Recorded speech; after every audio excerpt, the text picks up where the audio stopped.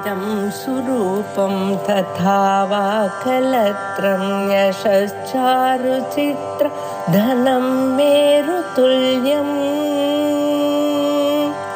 मनश्चेन लग्नं गुरोरङ्घ्रिपद्मे ततः किं ततः किं ततः किं ततः किम्। श्री गुरुभ्यो नमः। ईशावास्य उपनिषत्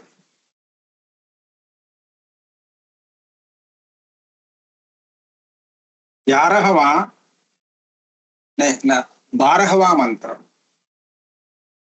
11वें मंत्र तक इसके पूर्व हम देख चुके हैं।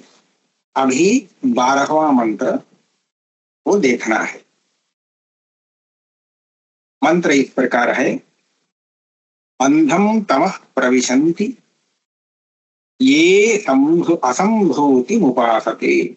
असंभूति ऐसा पदच्छेद कर लेना चाहिए। ततो भूयः इव ते तमः यौ संभूत्यां रताः। जैसे इसके पूर्व में विद्या और अविद्या, विद्या शब्द वाच्य उपासना देवतोपासना और अविद्या शब्द से शास्त्रीय विहित कर्म, दोनों का समुच्चय करने के लिए प्रत्येक अनुष्ठान करने से उतना लाभ होता नहीं। अतः प्रत्येक कर्म मात्र का अनुष्ठान अथवा उपासना मात्र का अनुष्ठान करना श्रेयस्कर नहीं है। ऐसा कहने के लिए उसकी निंदा की गई थी। अंधं तमः प्रविशन्ति। ठीक उसी प्रकार यहाँ इस मंत्र से आगे 3 मंत्रों में संभूति उपासना असंभूति उपासना, इन 2 उपासनाओं का समुच्चय करने की इच्छा से प्रत्येक उपासना की निंदा की जा रही है। तो यहाँ पर क्या संभूति उपासना क्या है, असंभूति उपासना क्या है, इसको हम पहले समझ लेते हैं। सर्वप्रथम मंत्र में असंभूतिम उपासते, ये असंभूतिम उपासते ते अंधं तमः प्रविशन्ति, ऐसा वाक्य है। जो असंभूति की उपासना करते हैं वे अंधकार में प्रवेश कर जाते हैं। एक निंदा है। असंभूतिम उपासते, इसका क्या अर्थ है? असंभूति की उपासना माने क्या? तो यहां पर संभूति शब्द का अर्थ उत्पत्ति ऐसा ले। जिसकी उत्पत्ति नहीं है उसको हम कहेंगे असंभूति। यहां संभूति असंभूति ऐसे 2 शब्दों का प्रयोग किया गया है। संभूति शब्द से शब्द का अर्थ अगर उत्पत्ति है, तब जिसकी उत्पत्ति हो उस वस्तु को संभूति शब्द से यहां लेना चाहिए। संभूति उत्पत्ति किसकी होती है? कार्य पदार्थ जिसकी उत्पत्ति होती है उसको हम कार्य कहते हैं। और संभूति शब्द से कार्य को लेना है। किस कार्य को लेना है? घटपट आदि कार्यों को नहीं, किंतु कार्य में अत्यंत श्रेष्ठ जो कार्य ब्रह्म है, हिरण्यगर्भ लोक में, सत्यलोक में, ब्रह्मलोक में है, उस हिरण्यगर्भ को तो हम कार्य ब्रह्म ऐसा वेदांत में बोलते हैं। उस कार्य ब्रह्म को संभूति शब्द से यहां पर लेना है।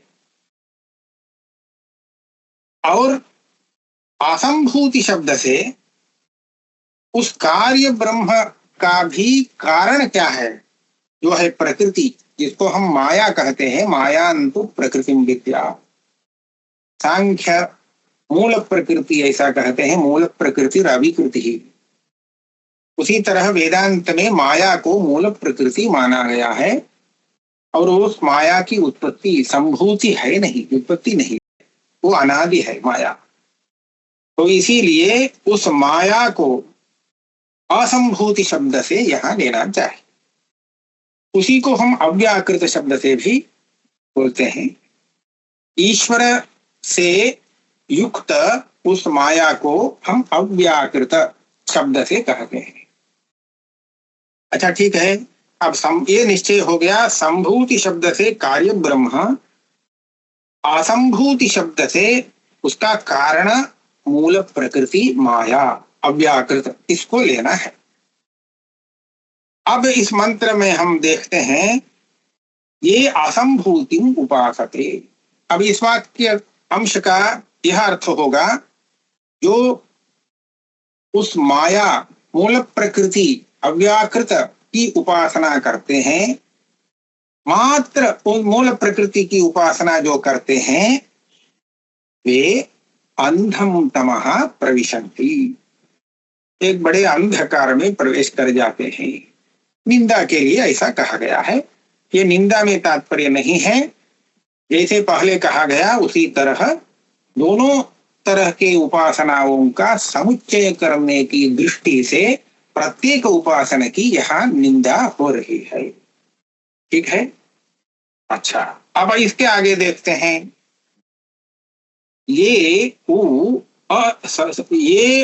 संभूत्याम रताः, संभूति में जो लगे हैं, इसका अर्थ है जो संभूति में लगना माने उसकी उपासना जो करते हैं उसी में रत है। इसका अर्थ कार्य ब्रह्म की उपासना जो करते हैं, मूल प्रकृति को छोड़ करके केवल कार्य ब्रह्म की ही उपासना जो करते हैं, ऐसे व्यक्ति ततो भूयः तमः, पहले जो अंधकार कहा गया था उससे भी अधिक अंधकार में प्रवेश कर जाते हैं। ये और भी निंदा हो गई। हम यहाँ एक बात समझ सकते हैं, मूल प्रकृति में लय होना यही मूल प्रकृति उपासना का फल है, ऐसा पौराणिक वचनों से पता चलता है। इसको प्रकृति लय ऐसा शब्द से कहते हैं। प्रकृति लय का अर्थ प्रकृति में उपासक का लीन हो जाना।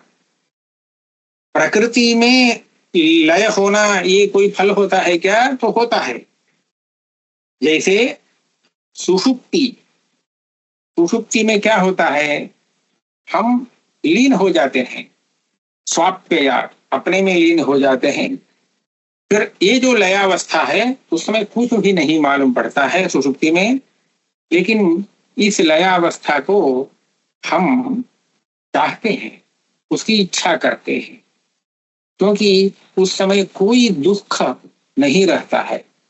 इसीलिए सुषुप्ति में से सुषुप्त पुरुष को कोई हठात्कार से उसको उठा देता है तो वो कहता है अरे क्यों उठा रहे हो, उसको कोप क्रोध आता है, क्योंकि वो समझता है सुषुप्ति में उसका आनंद जो आनंद अनुभव था वह उत्थान के बाद उसके पास नहीं है। इसीलिए वो सुषुप्ति में लीन रहने की इच्छा करता है। तो जैसे सुषुप्ति की इच्छा लोगों में है, तो उसी तरह उससे बड़ी सुषुप्ति है प्रकृति में लय होना, लय होकर के रहना। इसलिए यह जो प्रकृति लय रूप फल है, यह प्रकृति उपासना का फल है।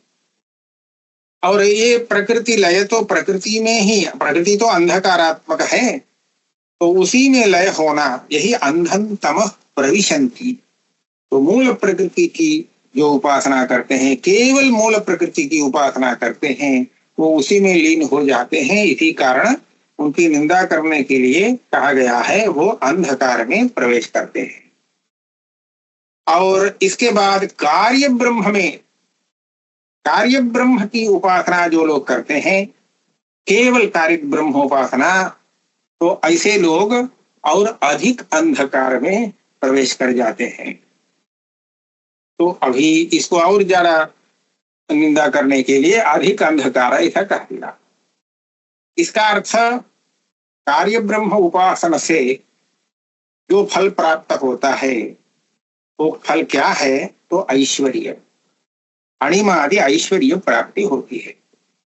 और उस उपासना के फल स्वरूप ब्रह्मलोक में जाकर के उपासक ऐश्वर्य का अनुभव करता है। और इस तरह ऐश्वर्य का अनुभव करते समय वो अपने वास्तविक आत्म स्वरूप को भूल ही जाता है। तो इसीलिए और ज्यादा अंधकार आ जाता है उसमें। हम इसकी उपपत्ति ऐसा लगा सकते हैं, प्रकृति में लीन रहते समय प्रकृति का कार्य कुछ नहीं होता, लेकिन प्रकृति होती है। जब कार्य ब्रह्म उपासना करके उसके फल को प्राप्त करता है, ऐश्वर्य भोग में फंसा रहता है, तो उस समय प्रकृति तो है ही अंधकार, वो तो है, विद्यमान है। तो उसके साथ उसका कार्य जो भोग रूप भोग वासना अध्यास है वो भी साथ में है। इसीलिए ज्यादा अंधकार बन जाता है। उस समय आत्मस्वरूप को आच्छादित करने के लिए केवल अविद्या ही नहीं, अविद्या का जो कार्य है अध्यास, वो अध्यास भी है साथ में। इसलिए ज्यादा अंधकार अंधकार ऐसा कहा गया है, भूयः तमः, अब ज्यादा उससे अधिक अंधकार में प्रवेश कर जाते हैं जो कार्य ब्रह्म की उपासना करते हैं। इस तरह निंदा हो गई दोनों उपासनाओं की। अब इसके आगे देखेंगे दोनों का फल अलग अलग है। अन्य देवाहुः संभवात् अन्य आहुः असंभवात् इति शुश्रुम धीराणाम येन तद विचचक्षिरे। यहाँ देखिए थोड़ा शब्द बदल गया है। यहाँ संभव असंभव, संभवात् असंभवा, संभव असंभव, ऐसे दो शब्दों का प्रयोग किया गया है। तो इसके पूर्व में संभूति और असंभूति, इन दो पदों का प्रयोग हुआ है। केवल पद में थोड़ा सा भेद है, लेकिन अर्थ में भेद नहीं है। यहाँ संभवात, संभव शब्द से वहां जो संभूति, पूर्व मंत्र में संभूति शब्द से जो कहा गया उसी को लेना है। और उसके साथ यहाँ उपासनावाचक पद दूसरा न होने से संभव शब्द ही लक्षणया कार्य ब्रह्म उपासना का बोधक है। इसी तरह असंभव शब्द पूर्व मंत्रोक्त मूल प्रकृति उपासना का, अव्याकृतोपासना का बोधक है। तो इस तरह देखेंगे तो द्वितीय इस मंत्र में, मंत्र का अर्थ अब सरल हो जाएगा। संभवात अन्यत फलम आहुः, कार्य ब्रह्म के उपासना से जो फल प्राप्त होता है वो अलग फल है। अन्यदाहुः असंभवात, वो कारण जो मूल प्रकृति है अव्याकृत, उसकी उपासना से प्राप्त होने वाला जो फल है वो अलग फल है। ऐसे हम लोगों को व्याख्यान पूर्वक सिखाया गया है। ऐसे धीराणाम शुश्रुमा, ऐसे बुद्धिमान आचार्यों के वचन को हमने सुना है। तो इसलिए इस तरह देखेंगे तो ये परंपरा, आचार्य परंपरा, इन दोनों उपासनाओं का फल अलग अलग है, ये पता चलता है। ठीक है, इसलिए अब क्या करना चाहिए? संभूतिंच विनाशंच यस्तद्वेद उभयं सह विनाशेन मृत्युं तीर्त्वा संभूत्या मृतमश्नुते। ठीक इसके पूर्व में विद्या और विद्या के बारे में जैसे मंत्र शैली थी उसी तरह से यहाँ भी है। तो दोनों फलों को प्राप्त करने के लिए संभूति उपासना के साथ साथ असंभूति उपासना को भी करना चाहिए। तो इस तरह संभूति उपासना से ऐश्वर्य प्राप्त हो जाएगा और उस ऐश्वर्य भोग के पश्चात असंभूति प्रकृति अव्याकृतोपासना से प्रकृति लय रूप वो भी फल प्राप्त हो जाएगा। इसलिए दोनों को साथ करना चाहिए, ये यहाँ का तात्पर्य है।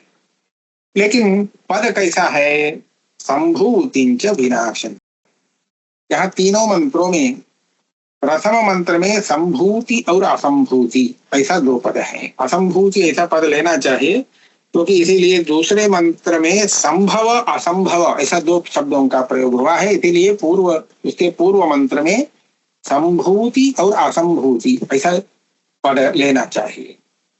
लेकिन इस तीसरे मंत्र में संभूति विनाश ऐसा दो पदों का प्रयोग हुआ है। तो यहाँ पर भाष्यकार कहते हैं, यहाँ संभूति इस शब्द में असंभूति शब्द का जो आकार है उसका लोप होकर के निर्देश है। इसका अर्थ यहाँ पदपाठ असंभूति ऐसा होना चाहिए, ऐसा आशय नहीं है। पदपाठ में संभूति ही रहेगा, संभूति पद का ही पाठ रहेगा, लेकिन अर्थ लेना है असंभूति। ऐसा कैसे हो सकता है? तो वेद में अनेक लौकिक पदों का आदिम वर्ण लुप्त हो जाता है और कहीं दूसरे वर्णों का आगम भी हो जाता है, ऐसा देखते हैं। उदाहरण के लिए आत्मन शब्द का आत्मना ऐसा जब यहाँ प्रयोग होना चाहिए लोक में होता है, तो वहीं आकार का लोप करके त्मना ऐसा वेद में प्रयोग आता है। इसी तरह एकस्मै ऐसा एक शब्द का प्रयोग है, लेकिन वेद में एकार का लोप होकर के कस्मै ऐसा प्रयोग आ रहा है। और इस ठीक उसी तरह इसके पूर्व में असंभूति ऐसा शब्द का प्रयोग हुआ है। उसी असंभूति शब्द में आकार का अगर लोप हो जाता है तो वह वही संभूति हो जाएगा। तो संभूति इस शब्द से संभूतिंच विनाशंच, यहाँ पर संभूति शब्द के से किस अर्थ को लेना है? तो इसके पूर्व में असंभव शब्द से, उसके पूर्व में असंभूति शब्द से जिसका निर्देश हुआ है उसी अर्थ को लेना है यहाँ संभूति शब्द। तो इसलिए भाष्यकार ने कहा आकार लोपेन निर्देशः द्रष्टव्यः, ऐसा कहा। अवर्ण लोपेन निर्देशो द्रष्टव्यः। इसी तरह का ब्राह्मणाः ऐसा लोक में आता है तो ब्राह्मणासः एक सकार अधिक आ जाता है वेद में। तो इस तरह वर्ण आगम लोप विकार ये सब वैदिक प्रक्रिया में इष्ट है, तो ऐसे प्रयोग वेद में आते हैं। तो इसलिए यहाँ पर असंभूति ऐसा जो भाष्यकार ने कहा है, व्याख्या की है, तो इसका अर्थ यहाँ असंभूति शब्द में आकार का लोप करके निर्देश किया गया है। जैसे आत्मना इस शब्द में आकार का लोप करके तुमना ऐसा निर्देश हुआ है, ऐसा ही अर्थ लेना चाहिए। अच्छा, ठीक है। तो असंभूति इस शब्द से हम अव्याकृतोपासन को यहाँ लेंगे। अव्याकृतोपासन, असंभूति पहले ही उसकी व्याख्या हो चुकी है, इसलिए अव्याकृतोपासन इसको हम लेंगे असंभूति शब्द से। फिर विनाश शब्द, ये नया शब्द आया, विनाश शब्द से हम कार्य को लेंगे। जिस कार्य का संभूति शब्द से पहले निर्देश हुआ है उसी को विनाश शब्द से लेना चाहिए। जिसकी उत्पत्ति होती है उसको हम कार्य कहते हैं, और जिस कार्य की उत्पत्ति होती है उसका विनाश भी निश्चित है। तो हम ऐसा ही लोक में देखते हैं, जो पदार्थ उत्पन्न होता है वह पदार्थ नष्ट भी हो जाता है।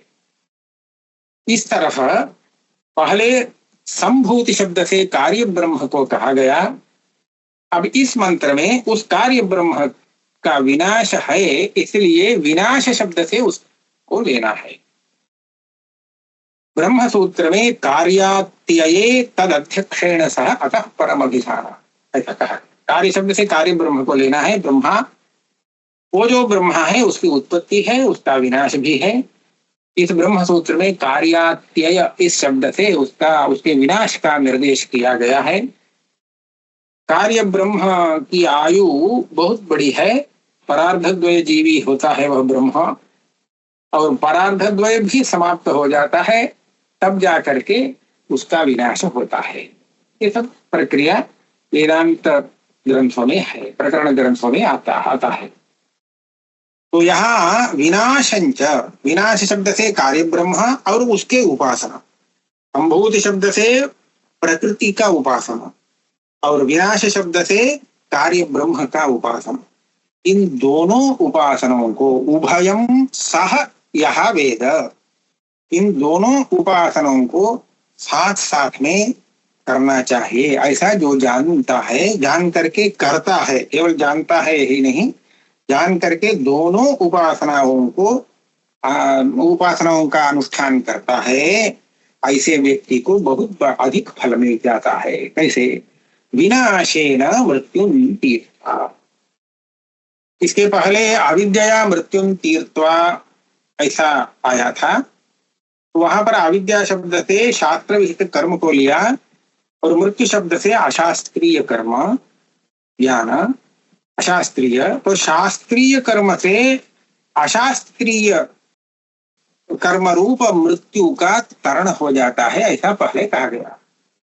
यहाँ पर अभी विनाशेन मृत्युम तीर्त्वा में मृत्यु शब्द से क्या लेना चाहिए? तो भगवान भाष्यकार ने यहाँ पर ऐसी व्याख्या की है, यहाँ मृत्यु शब्द से अनैश्वर्य लेना चाहिए, क्योंकि इस कार्य ब्रह्म उपासना का फल अणिमादि अष्टैश्वर्य प्राप्ति रूप महाफल है, ऐश्वर्य प्राप्ति है। तो इसीलिए अनैश्वर्य, उसका ठीक विपरीत होगा अनैश्वर्य। वो जो अनैश्वर्य दीनता, दीन भाव है, दारिद्र्य, वो दारिद्र्य सब यहाँ मृत्यु शब्द से लेना चाहिए। और इस तरह के मृत्यु को कार्य ब्रह्म उपासना से प्राप्त जो ऐश्वर्य है उसके द्वारा यह तरण कर देता है, अर्थात उस ऐश्वर्य की प्राप्ति हो जाने पर उसके पास अनैश्वर्य का लेश मात्र भी स्थिति नहीं होती है, लेश मात्र अनैश्वर्य नहीं रहता है। तो इस तरह विनाशेन मृत्युम तीर्त्वा, अभी इसके आगे क्या है? संभूत्या शब्द, संभूति शब्द से असंभूति लेना चाहिए, अर्थात कारण की उपासना, प्रकृति, मूल प्रकृति, अव्याकृत उपासना, उससे क्या प्राप्त होता है? अमृतम आश्रम। उसमें जो प्रकृति लय रूप जो प्रयोजन कहा गया है, फल कहा गया है, पुराणों में वर्णित है, वो फल यहाँ पर अमृत शब्द से कहा गया है। कैसे? बहुत काल तक जो फल रहता है उसको हम अमृत कह देते हैं। उदाहरण के लिए पौराणिक वचन यहाँ तो उद्धृत नहीं है, अन्यत्र उद्धृत है। दशमन्वंतराणि तिष्ठन्ति इंद्रिय चिंतकाः इत्यादि है। इंद्रियों की उपासना, ये सांख्य जो तत्व बताते हैं ना, पंचविंशति तत्व, उन तत्वों की उपासना का भी फल बताया गया है। तो वहां इंद्रियों की उपासना जो करते हैं, उस उपासना का जो फल प्राप्त होता है, उस फल भोग का काल है 10 मन्वंतराणि।